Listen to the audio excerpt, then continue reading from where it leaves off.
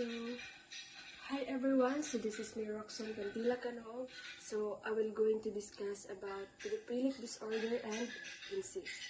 So let us first define what is pedophilic disorder. So when we say pedophilic disorder, it is a psychological condition characterized by enduring sexual attraction towards pubescent children.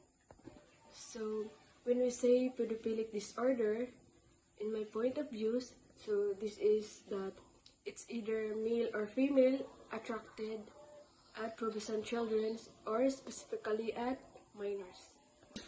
So in contrast, when we say incest, so it is sexual acts or establishment of marital unions between individuals sharing familial bonds such as siblings or parental child relationships based on shared genetic lineage.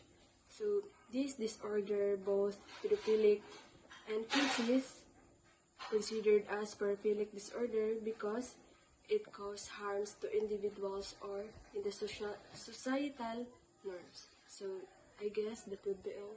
Thank you.